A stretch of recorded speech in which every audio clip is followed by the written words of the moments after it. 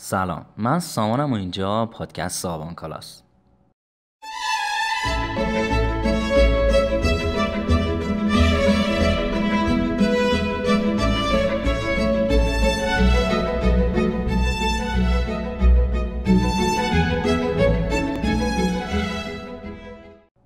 خیلی خوشحالم از اینکه داری اپیزود اول آبان کالا رو میشنوی. جدیدترین مطلبی که توی سایت آپلود کردم راهنمای خرید توپ فوتبال مناسب با توجه به نیازتونه و با خوندنش میتونید به نسبت نیازی که دارید متوجه بشین چه نوع توپ فوتبالی واسهتون مناسبه. خوندنش حدوداً 6 دقیقه زمان میبره و پر از کلی عکسه که راهنماییتون میکنه راحت‌تر بتونید نیازتون رو متوجه بشید. عنوان این مطلب قبل از خواندن این مطلب هیچ توپ فوتبالی نخریده، که یه جورایی یه راهنمای خریده. خب همونجوری که گفتم راجع به توپ فوتباله. اول از همه به این میپردازیم که یه توپ فوتبال از چه اجزایی درست شده. اولین جزء یه توپ کاورشه که اون پوسته خارجی روی توپه که از PVC یا PU درست شده. توپایی که کاور PVC دارن دوامشون بیشتره و بیشتر به عنوان توپ تمرین ازشون استفاده میشه و توپایی که کاورشون PU هست برای کارهای تکنیکی مناسبن و برای مسابقات ازشون استفاده میشه و بیشتر توپای حرفه‌ای داره طراحی 32 تیکن، یعنی روی توپ حدوداً 32 تیکه است که به هم متصل شده. 2. اتصالات توپ فوتبال.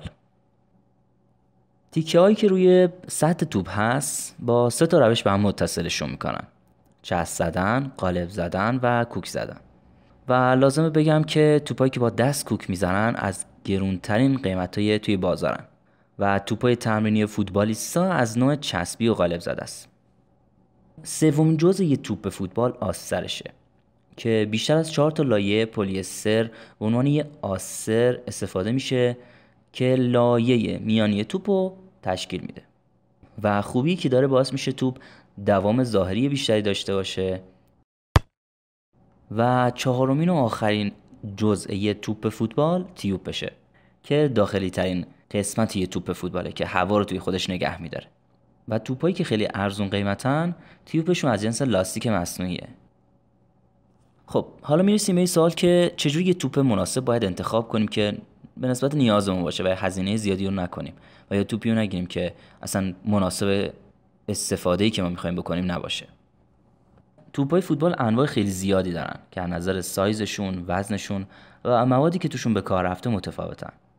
خب وقتی که میخواین یه توپ فوتبال بخرین باید به چند تا سوال جواب بدیم. اول از همه باید بدونید که توپ فوتبالی که میخواین بخرین برای چه منظوری میخواید ازش استفاده کنید. برای مسابقات حرفه‌ای، برای مسابقه است، برای تمرین یا توپ تمرین تکنیکی. دومین سوالی که باید از خودتون بپرسید اینه که در چه محیطی میخواید بازی کنید. چمن طبیعی، چمن مصنوعی، سالن، ساحل یا توی خیابون. و سومین سوال، چه سایز توپی مناسبتونه؟ قطعا براتون پیش اومده اگه که رفته باشید فروشگاه لوازم ورزشی و گفته باشین که یه توپ فوتبال میخوام و قطعا ازتون پرسیده که چه سایز توپی رو میخواید. توپ فوتبال بر اساس سن سایز بندی میشه. از سایز 0 شروع میشه و تا سایز 5 ادامه داره. سایز 5 برای سن بالای 12 ساله، سایز 4 برای سنین 8 تا 12 سال، سایز 3 برای سنین 7 سال و سایز 1 و 2 برای مسابقه استفاده نمیشه و برای تفریح و حرکات تکنیکی مثل روپایی تمرین کردن استفاده میشه. برای فوتبال 2 تا سایز اصلیه، 4 و 5 داریم که سایز 5 مخصوص بازی توی چمن طبیعی و توپ فوتسال سایز 4 مخصوص بازی در زمین سالنیه و معمولاً برای بازی فوتبال با تعداد 6 نفر از توپ سایز 4 و بالای 6 نفر از توپ سایز 5 استفاده میشه. و در نهایت آخرین سوالی که باید بپرسید اینه که چقدر میخواید هزینه کنید. با توجه به برندهایی که وجود داره توی بازار قیمت‌ها خیلی متفاوتن. 20000 تومان داریم تا چند میلیون تومان. واسه همینه که شما باید بدونید چه توپی مناسبتونه. و در اینجا من براتون یه سری توپایی که مناسبن و از نظر قیمت استفاده‌ای که می‌خواید بکنید یه چند تا توپ معرفی کردم. اگه می‌خواید یه توپ داشته باشید که هر از چنگایی ازش استفاده کنید و بذارینش کنج اتاق، نیازی نیست هزینه زیادی بکنید. اگه توپ ارزون قیمتن تمام نیاز شما رو پاسخ میده. که من اینجا 3 تا براتون معرفی کردم. توپ رئال مادرید سایز 4 قیمتش 22,000 تومنه. توپ بتا سایز 4 که 65 تومنه. توپ بتا سایز 5 که کیفیت بهتری داره و قیمتش 110,000 تومنه. و اگه توپ واسه یه کودک میخواین که بتونه باش بازی کنه چون سنش بالا میره و مجبورین دوباره توپو عوض کنید سایزش رو، لازم نیست که هزینه زیادی بکنید. واسه همین میتونید یه توپ ارزون قیمت رو بخرید. و در اینجا من 3 تا توپ بهتون معرفی کردم. توپ بتا سایز 1 22,000 تومان. توپ سایز 2 طرح بارسلوناست که رنگ سفیده 39,000 تومان. و اگر توپ زیاد استفاده میکنید میخواین هزینه بیشتری بکنید و بهترین و منطقی ترین کار اینه که شما یه توپ با دوام بگیرید که حالا هزینه بیشتری بکنید اما دوام بیشتری براتون داشته باشه. که من اینجا توپ نایکی سایز 5 با قیمت 450,000 تومان، توپ آدیداس سایز 5 قیمت 269,000 تومان رو براتون عکسش رو گذاشتم که میتونید ببینید. خب وقتی شما میخواین یه توپ فوتبال بخرید، 2 نمونه توپ فوتبال داریم. توپایی که پرسیان و دوختیان، یعنی اون اتصالات روی توپ یا پرسیه و یا دوختیه. در مجموع تفاوت چندانی توی کیفیت بین حالت پرسی و دوختی نیست، اما بزرگترین مزیت توپ فوتبال دوختی اینه که میتونید تعمیرشون کنید. برندهای معروف توپ فوتبال: آدیداس، استار، پوما، نایکی، مولتن و خیلی مارکای دیگه که خیلی زیاد بودن و من همین چند تا رو براتون پیدا کردم و عکسش رو قرار دادم. در حالت کلی همه برندهایی که ازشون اسپردم برندهای خوبی هن و با کیفیتن و انتخاب اینکه کدوم بهتره بیشتر شخصیه، اینکه سلیقتون چیه و تجربتون با استفاده از اون توپ چیه. و حالا که متوجه شدیم چه نوع توپی مناسبمونه، از چه روشهایی میتونیم خریداری کنیم اون توپی که نیاز داریم.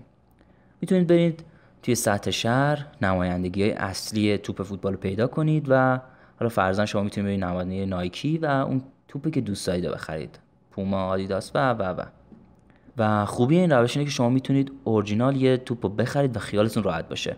و خب یه بدیایی هم داره، توپی که اورجینال باشه هزینه‌اش یه خورده بالاست. و یکی دیگه از بدیایی که این روش داره اینه که شما مجبورید واسه هر نمایندگی یه مغازه جدا رو برید و مدل‌های مختلفشون رو ببینید تا بتونید تصمیم بگیرید. و سومین بدی که این روش داره اینه که نمایندگی تو خیلی از شهرها وجود نداره و شما نمیتونید نمایندگی اصل اون برند رو پیدا کنید و ازش خرید کنید. و دومین روشی که میتونید توپی که نیاز دارید و بخرید با توجه به نیازتون، برید بازار و اون توپ رو تهیه کنید. خوبی این روش اینه که شما با قیمتی خیلی کمتر از نمایندگی یه توپ فوتبال رو تهیه میکنید. ولی خب یه عیبایی هم داره، چون که توی شهرهای کوچیک بازار مناسب واسه توپ فوتبال نیست. اگه شما تهران باشین میتونید برید منیریه و خیلی راحت توپی که نیاز دارین رو بخرید. اما خب توی خیلی از شهرستانا یا شهرهای کوچیک نمیتونید جایی پیدا کنید که انواع و اقسام توپا رو داشته باشه شما بتونید توپی که دوست دارید رو بخرید. و یکی دیگه از بدیهای این روش اینه که شما نیازه که برید وقت بذارید، برید توی بازار کلی بگردید تا بتونید اون چیزی که نیاز دارید رو پیدا کنید. و سومین روشی که میتونید خرید کردن از یه فروشگاه آنلاینه. یا شما یه سرچ کنید توی گوگل، کلی سایت میاد که خب خیلی هاشون هم معتبره. شما میتونید به جای اینکه برید نمایندگی یا برید بازار، هر جایی که هستین با موبایلتون، کامپیوترتون توی خونه خریدتون رو انجام میدید، در خونتون تحویلش بگیرید. و منم توی سایت بهتون پیشنهاد دادم، سایتی رو که میتونید با خیال راحت ازش خرید کنید و انواع و اقسام توپا رو داره. و در آخر نکاتی که واسه نگهداری توپ فوتبال نیازه که رعایت کنید تا طولانی‌تر بشه عمر توپتون. وقتی که رفتین باش بیرون بازی کردید یا هر جای دیگه، بعد از اون حتما خشکش کنید با حوله، پارچه، مهم نیست. مهم اینه که توپتون خشک باشه، چون توپ وقتی مرطوب باشه طول عمرش به طور جدی کم میشه. و مواظب باشید هیچ وقت توی فضای خیلی گرم و خیلی سرد توپتون رو نذارید. مثلا توی تابستون توی ماشین نذاریدشو، ماشینم توی آفتاب باشه، یا توی زمستون توی حیاط بندازینش، چون فرم توپ و اون تیوب داخلیش کلا از بین میره و عمر توپتون خیلی کم میشه. و در نهایت هیچ وقت روی توپتون ننشینید و نایستید، چون توپ شما کاملا تغییر حالت میده. خب توی این چند دقیقه توضیحاتی که بهتون دادم متوجه شدی که چه توپی مناسبتونه، چه سایزی، چه قیمتی و چه جوریشو تهیه کنید به نفعتونه. و توی سایت دانلود PDF این مطلب رو هم براتون گذاشتم که اگه دوست داشتید میتونید دانلود کنید و داشته باشیدش.